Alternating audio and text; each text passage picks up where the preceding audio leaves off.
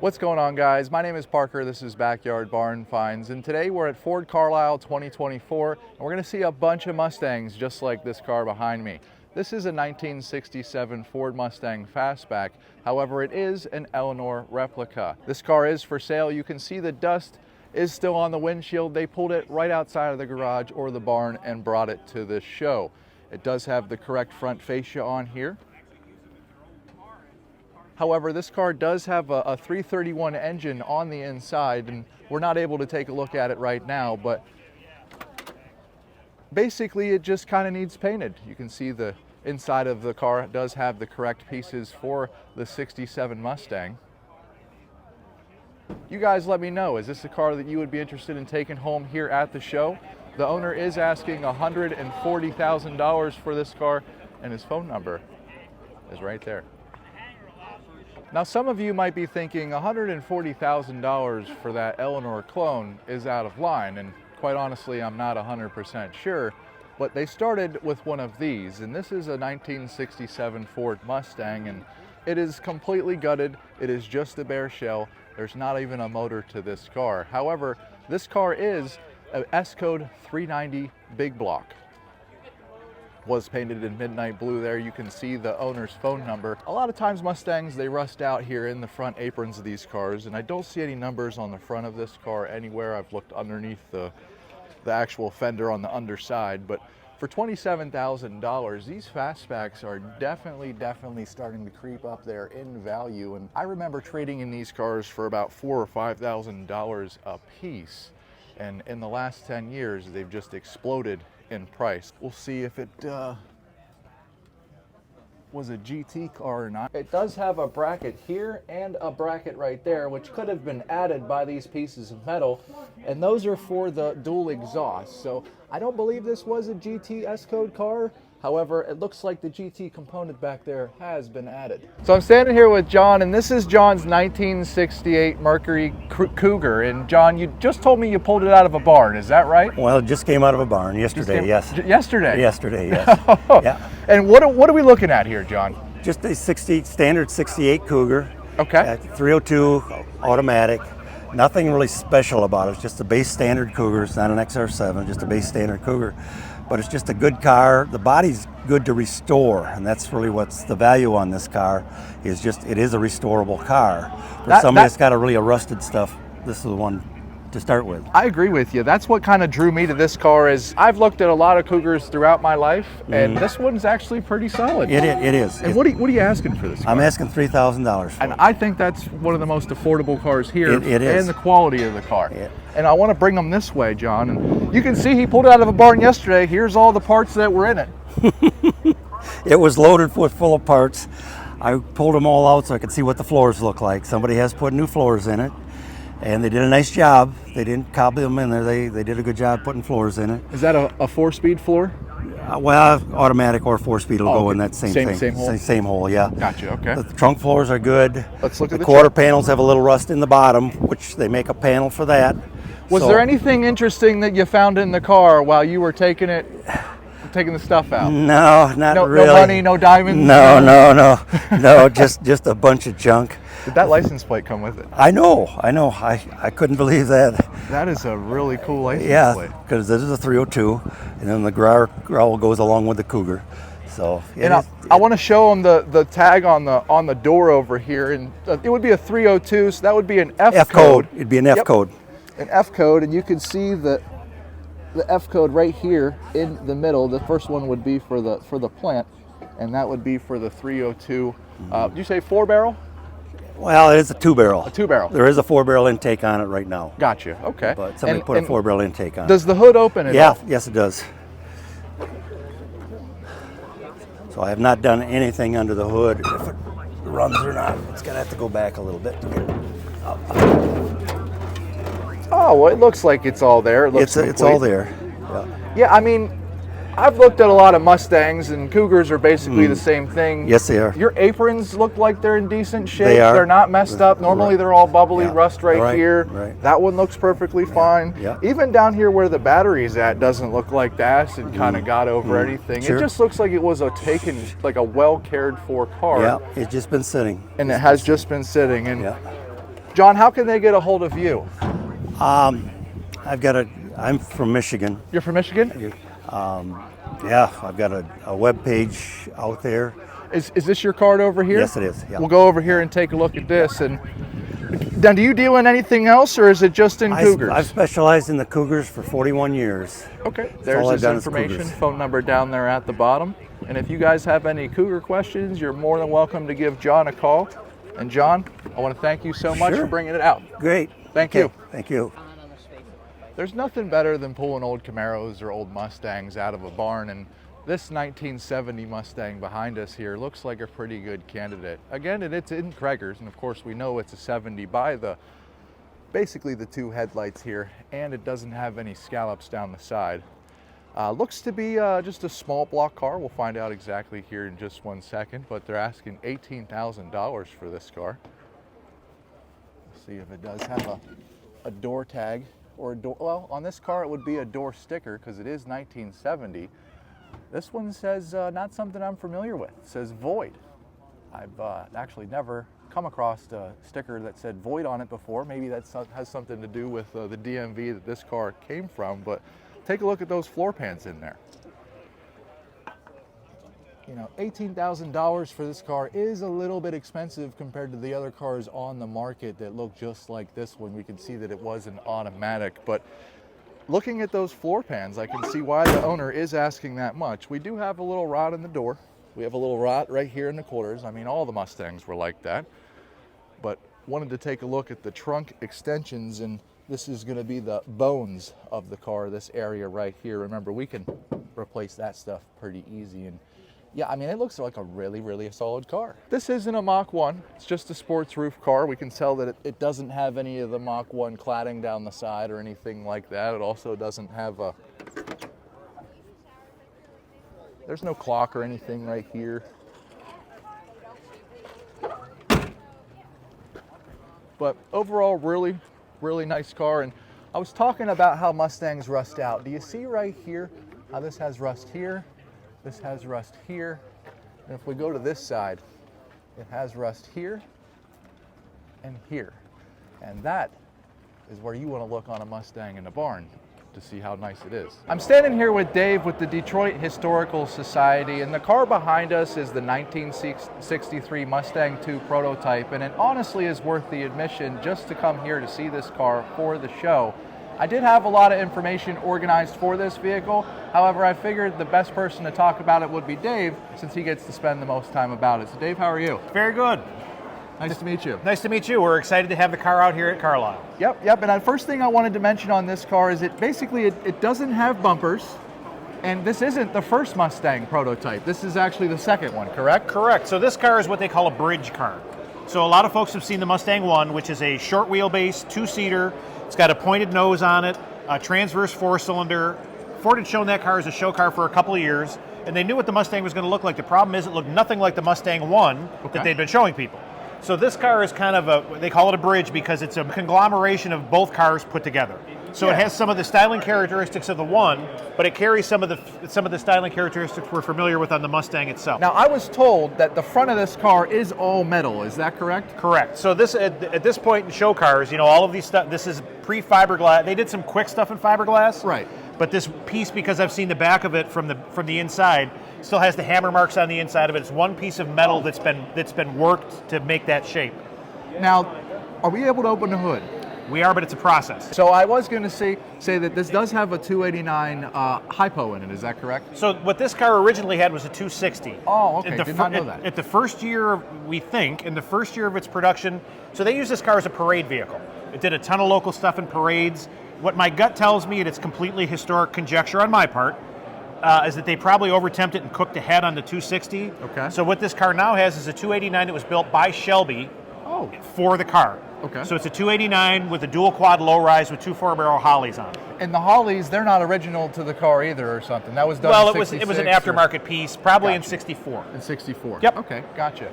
And if we go down basically the side of this car, are there any distinguishing features that we could talk about? I mean, what are these wheels? Are they specific to prototype vehicles? And that's kind of another funny part is that those wheels are aftermarket for that era. Oh, I actually had a Volkswagen that had the same wheels on it. I did not know that either. Yeah, but if you look at the car on a whole, it's a little bit longer than a standard Mustang. Yep. It has the point in the front of it and the tuck in the rear of it like the Mustang 1 had. But it still retains in the middle of the car some of the styling that we would consider the traditional 64.5 Mustang styling. Now, was this an original removable hardtop roof, or was it a convertible to start out? It's another funny Detroit story. So we had somebody that we'd been able to interview that's father was part of the design team, and not a designer, but in the background. So, like a technician of that group. Okay. And he said that when the car went in, it was originally a hardtop, and when they brought the guys from Ford in to look at it, the brass in to look at it, they went, "We don't build hardtop show cars." So they literally took this back to CarCraft and knocked the roof off of it and built it the way you see it. Okay, I didn't so know that. It's got a windshield that's laid back. If you look at the quarter glass, the A-pillar glass there, it's a completely different shape than a traditional Mustang. Yeah, it is. The roof is chopped a couple inches, and if you look at the curve of the roof, it's got what they call the NASCAR homologation in it. So remember in 63 when they did the Galaxy, they added what looked like a fake convertible roof to it because it's better aero for the NASCAR teams. But they put it on the hardtops because they raced hardtops. So this being a full fiberglass liftoff roof with a liner and plexiglass in the back of it, so it's unwieldy. So that is not metal, that is fiberglass. That part is fiberglass. Gotcha. But the work in the nose and the tail and the extensions on the quarters is all done in fiberglass and all done in metal and lead. Now, another interesting feature that I was reading about this car is the emblem back here is actually different than all other Mustang emblems. That is the only time that emblem appears on a Mustang. Wow. I've seen one shot. There's a picture at the Dearborn Development Center of the Mustang 1 show car, and that Mustang is on the wall behind it. That 3/4 front view of the horse prancing. Gotcha. But that is the only time it appears on the car. And when we go back around the front, if you look at the Mustang in the grill, yeah, we go back around front. that is the first time the Mustang appears on the front of the car. So that is the first Mustang to appear on the front of the Mustang, which is now considered part of the iconic livery of the car. And that's exactly what I'm saying. That's worth the price of admission. We appreciate that. Just to see that alone, in my opinion. We're pretty proud of her. I mean, as you can see, it's a survivor. It's not been restored. It's in exactly the condition we received it from at Ford in 1977. And to me, I think the survivor cars or the patinaed cars are a little bit more interesting. I'll be honest with you, the back end of this car is not my favorite part. Well, show cars are polarizing. They're supposed to make you talk, for better or worse. It kind of reminds me of like a 70 or a 69 Mustang back end, and not necessarily It's the 3 taillights, and they're the coffin taillights, so they're canted differently. And this is, again, if you look, it's got some of the Mustang imagery in it, but none of it is Mustang itself. So it's got the center console that runs the whole length of the back of the car. And when you take the roof off, it doesn't have like a boot like you would for a convertible top, so it's just got it blends right into the deck. And that's why the stripe carries all the way through. Another question, is this where they got the name Mustang 2 for the Mustang 2s in 74, 78? I don't know that. You don't know that? Okay. But the interesting thing is a lot of the show cars of this era, so we have They ended up as... But they were the 2. So the Cougar 2 was built by Ford, called the Cougar, but it was called the Ford Cougar 2. Okay. The Bourdonnais Cobra XD is technically the Bourdonnais Cobra XD 2. Do you mind taking us over there to talk Not at all. about that? That's what I'm here for. We can go over there right now? Yeah. Okay, cool. While we have your time here, we could just go over and basically find out what it is. That is exactly what I'm here for. Was it designed by Pininfarina? Is that right? Or? It was designed by a Bourdonnais. Bourdonnais. So it was when Eugene Bourdonnais was the head of design. Sense. Yeah. And what they wanted to do was having a running, driving concept car. Okay. So they ordered 2 cars from Shelby. So the first car in that chain was the Cougar 2. Okay. So the Cougar 2 is Shelby CSX number 2008. So it is the 8th Shelby Cobra ever produced. Gotcha. It's in the CSX registry. It's in Detroit. This one. So this is another Shelby chassis, but this is Shelby chassis 3000 even. So this car is the first car built in the second iteration of the Shelby Cobra in 1964. Okay, this is the first car to have it's struts. 64. Yep. Okay. This was the first car to have stripes, you said? Struts. Struts. This is the Gotcha. first Shelby chassis to ever have struts. Okay. This one would have been, it was designed to be a big block strut car with disc brakes. What it actually ended up being is they ordered it as a chassis. So it was a roller with no motor, no trans. Now it's got a small block and an automatic in it. This one is actually made of a material called Royal X. Oh. So the Cougar 2 is fiberglass. This one is Royal X, which is kind of like a fiberglass soybean hybrid. Okay. I don't think they ever did anything else full cars with it, but I think they used it on interior panels. Oh, that interior is beautiful. Yeah, it's interesting, isn't it? So it's got what you would consider a non-traditional Cobra dash. Some of the gauges on this one are Cobra. Yeah, that looks almost like an actual cockpit in there. Yeah. Now, I like the vintage 50s Ford logo. Yeah. Is that original, you think, or no? That is. Oh, dang. The steering wheel's not. When we got it, it actually came with like a red plastic, the blow molded ones of the 70s. Yep. So it would have had an actual Shelby Cobra steering wheel on it, but that was lost during its time at Ford and Storage. That happens. And they threw the station wagon wheel on it just to move it. What does the back end of this car look like? Well, it's interesting. If you're a car person and not a Ford person, That looks like Riviera. there you go, right off the top of your head. Yep. Those are 63 Riviera Yeah. taillights. Oh, I definitely know what those Inverted. are. Which is ironic because the Riviera is one of the prettiest cars that GM ever built. Honestly, I like the early Rivieras a lot. I'm a 65 guy. Okay. So the last year of that car with the hidden headlights, those Yep. clamshell headlights are They're just so beautiful. The last thing I want to talk about is the hood on this car, because back here it looks different than the way I was looking at it from the front. And is that functional, or is that? It is. That is functional. Yep. Yeah, the louvers are all functional. As a matter of fact, the louvers are aluminum. Oh, they are. So it's a Royal X hood with aluminum louvers that have been basically put in from the backside. And these headlights, they pop up. In theory. In theory. Show car, huh? Right. Well, and it's fun. Like I said, I spent some time with I was on the GT program for Ford. Okay. As a contractor, and some of the early stuff, some of the show car stuff is really you kind of put it together on the fly. Yeah. But- Just to make it look good.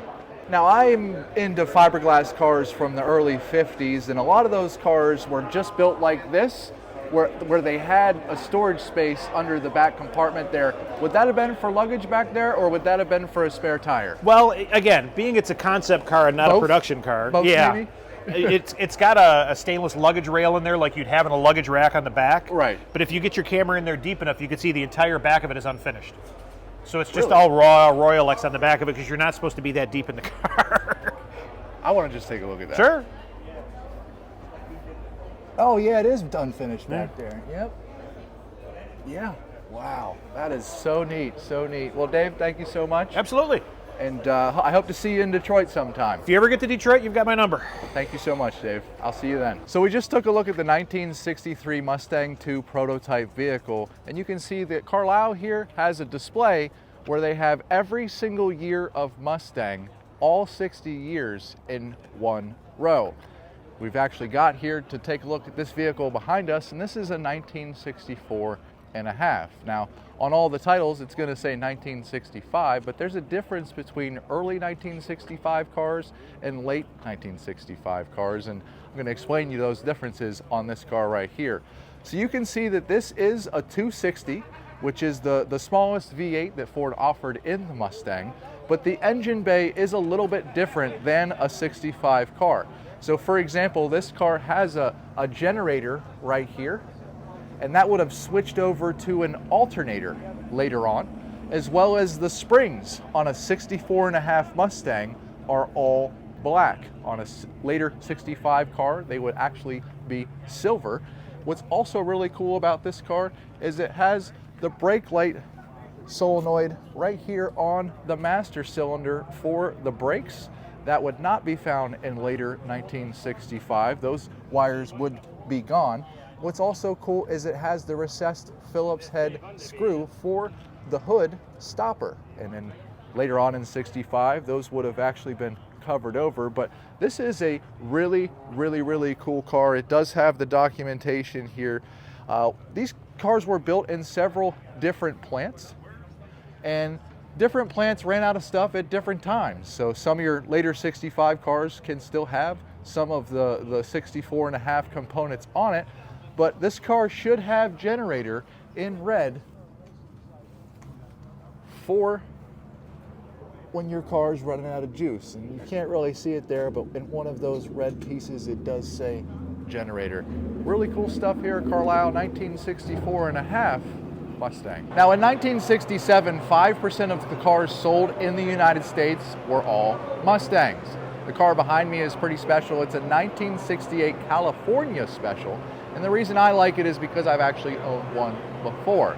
No, my car was not this nice, but I will show you that it does have some special components on it that make it a little bit more rare than your regular California Special. You can see that it does have the Lucas headlights on the front. Now, of course, those would be Shelby specific. And we can also see on the plaque here that it does say that it is a branded Mustang, and we'll go over exactly what that is. Now, that is an appearance package that you could actually buy for $47 that would add a few components to this car already on top of the California Special. You could get a branded Mustang or the package on any Mustang, but this one just has to be on the CS. Of course, we could take a look at the floral top there. Now, there was several different tops, I believe 15 different variations that you could get on this car. And what's really tricky about this car is the California Special actually had the stripe, just like this one, that went from the side scoop there all the way to the front of the car. But because this is a branded Special, you actually get the stripe on the back quarter panel. That would not be there for a California Special car. Also, for your $47 with the branded Special, you got your Mustang logo on the quarter pillar there, as well as that metal chrome piece that actually separates the car and makes it look a little bit more beautiful. Now, you also got two tubes of glue to actually glue down that top for the branded Special Mustang with that package. But what's also cool about the California Special, and you probably won't be able to see it, is that they also got Shelby taillights on the back end. Really cool stuff.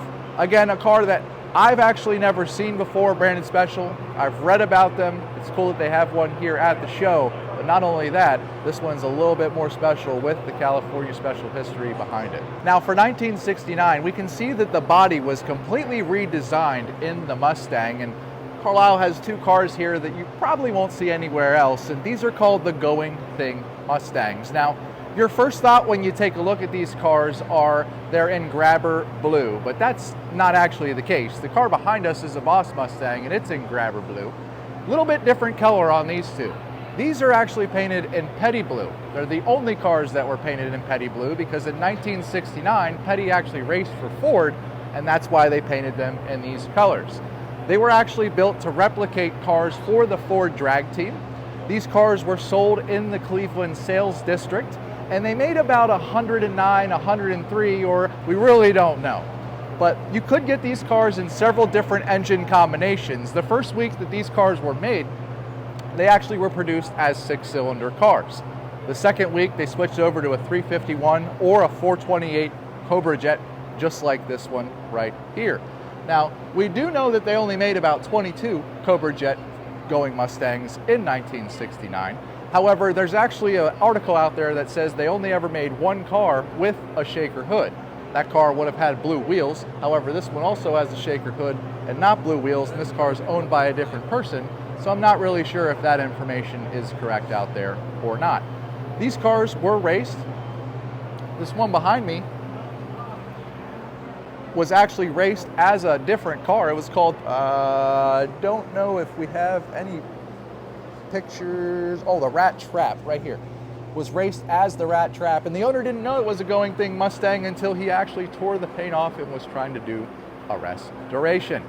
These cars are extremely, extremely rare. I've actually never seen one trade for sale, so I don't know how much they bring.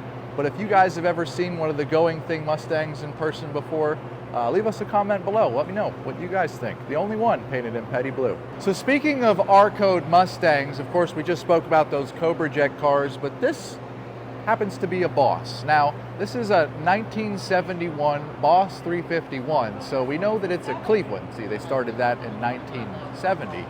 And in 1971, Ford actually quit racing. They didn't go out of racing completely, they just stopped backing factory teams. So this car is kind of the end of the line for basically a big motor in these cars.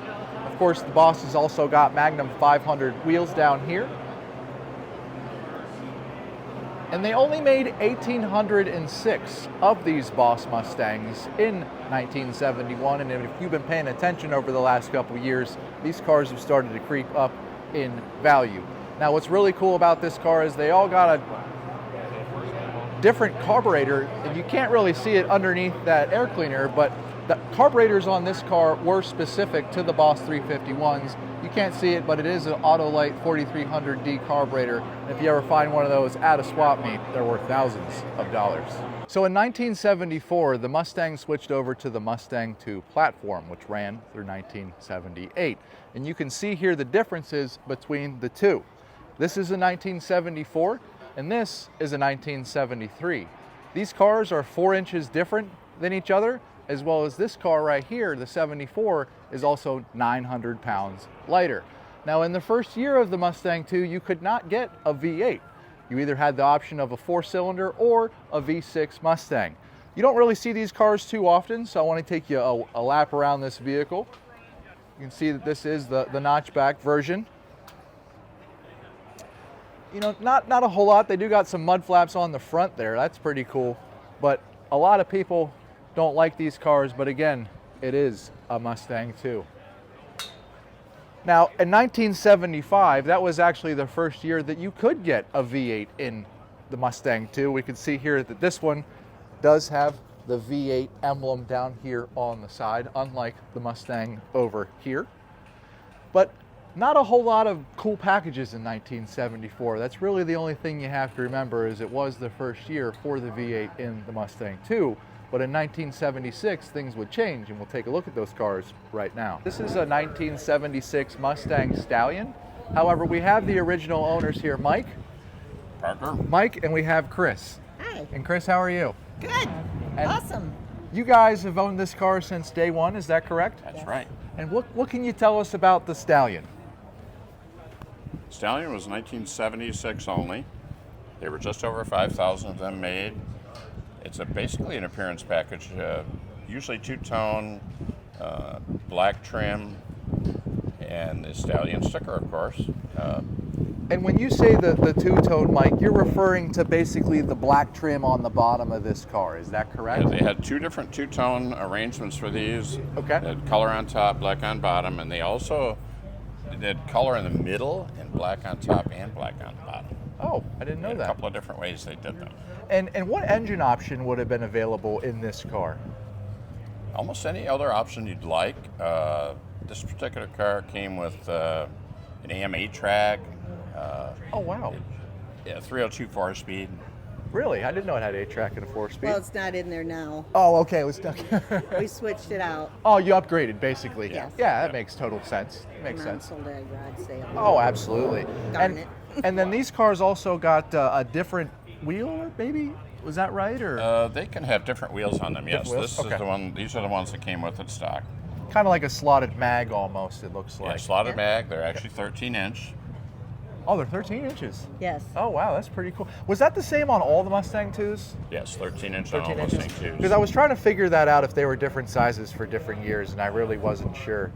But no, I think this is one of the best cars here on display. I mean, it definitely presents well. And you guys just got invited to a Concord event in Indiana, right? Yes. Yes. And would you say the interest in Mustang 2s is kind of taken off a little bit? Yes, A it's lot. been on the rise for probably about 4 or 5 years. About 4 or 5 years? Okay. And it's really increasing a lot now.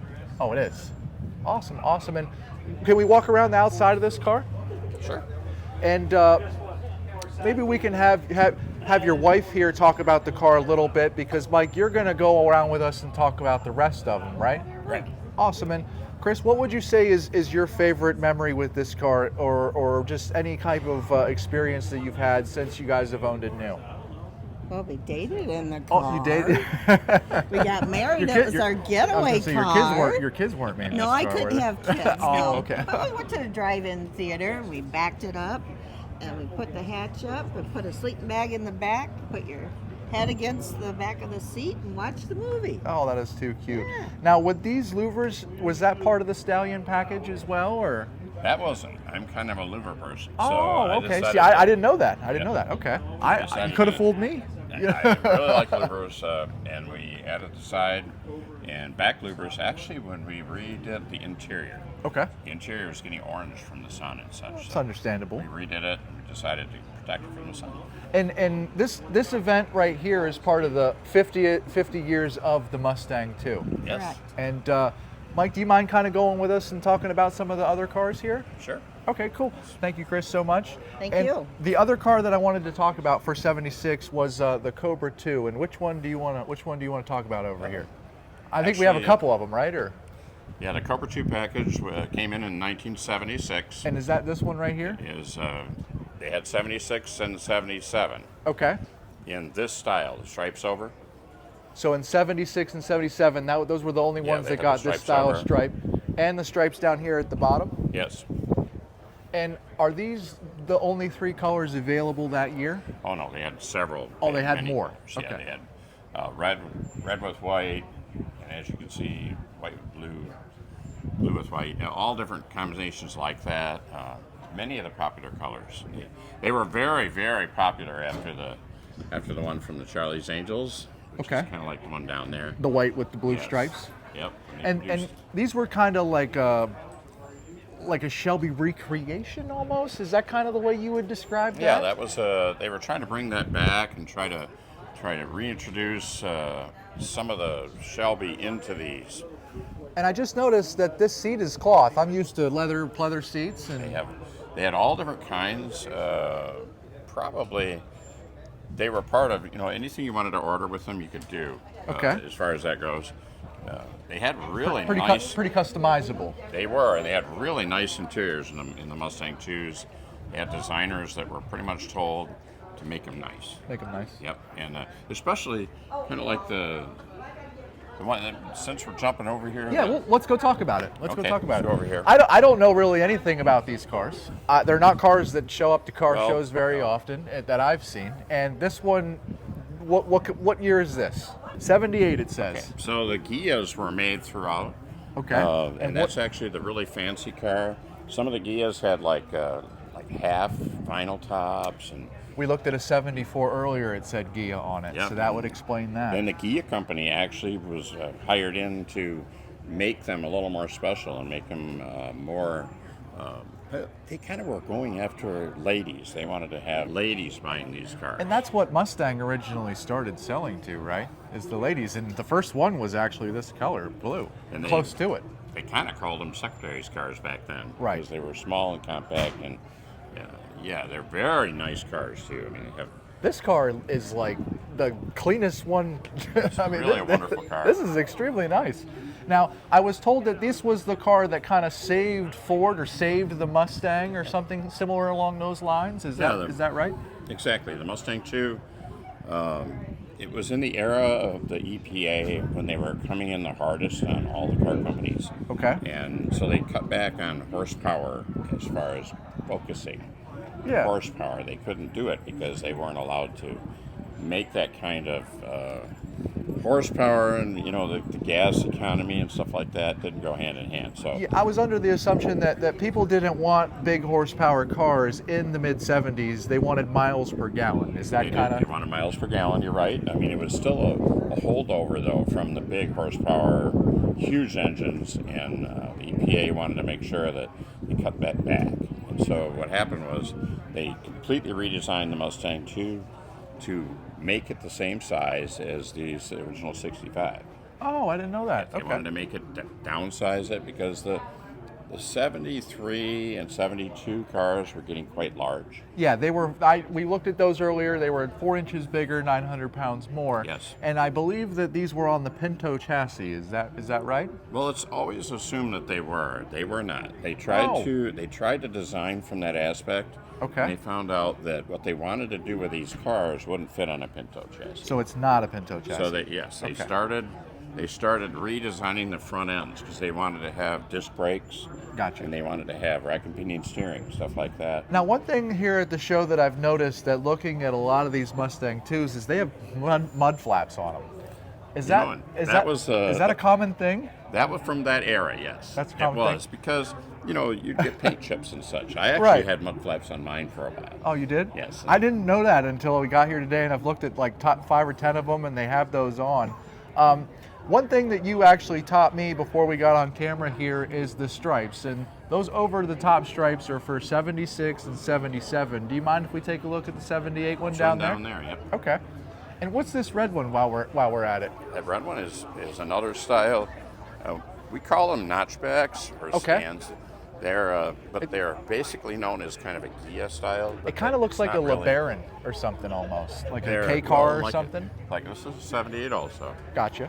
And like I said, this one it's just, they wanted, and it's got the nice comfortable interior. It's got the padded steering wheel. They're very nice cars. So that's part of what they wanted to do with this car is redesign Mustang as not just a sports car, but also a car that you could be comfortable in. Now this black one here, this is the fastback version, I guess, right? Yes. This black one is an offshoot from the Mach 1. This is when they had the Mach 1s. You can see it says Mach. This is also, so this is a real exactly. Mach 1, or it's not a Mach? It is a real It's Mach. a Mach 1. Oh wow, a Mustang 2 Mach 1. Yep, and this car actually only has 1,300 miles. I met Terry, the guy that has this car. It's got a T-top. It's a beautiful car. We'll go ahead. It's like brand new. Try and get all that on camera for him there. So that's So what year's 78? And 78, I did realize, is the first year that the 5.0 was actually put on the Mustang as on the King Cobra over there. We'll get to that in just a second. But I wanted to show the audience that this Cobra 2 has a different stripe. And the Cobra 2 package on this one, they have like a stripe over the top, but they also have a stripe down the side. And they put a big Cobra 2 on them. Okay. That was in 78. Gotcha. They actually, at the end of 77, they started, it was really close. This one was probably right at the end of 77, so they probably... So that would make complete sense then. That definitely answers a question that I had when I was coming to the show here, and my God, the interior on this car is nice.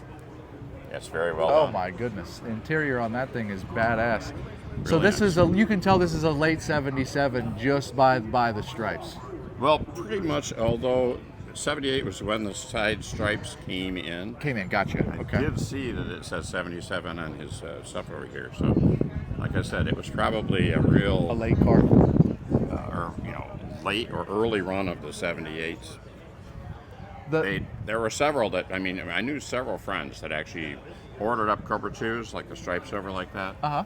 And the run, that particular year, they ran late.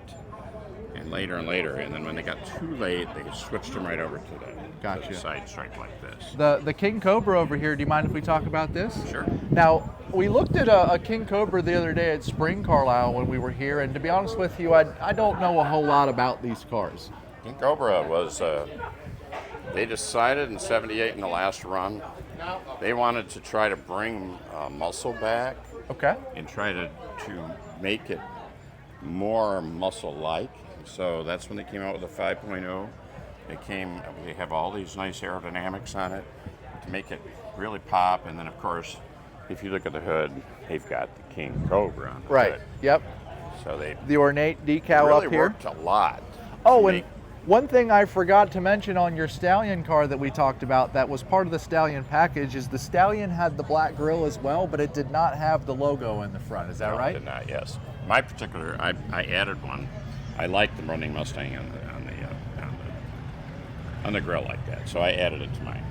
Now, Mike, for the people at home, even for just me, I know you said the values are rising on these Mustang 2 cars. Which one would you put the money in this booth if you were at home and thinking to get into the Mustang 2 market?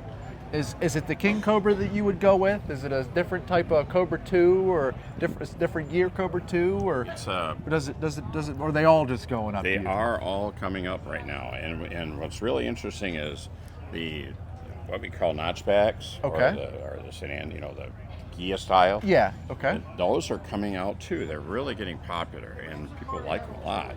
And what's happening is the whole class is coming up.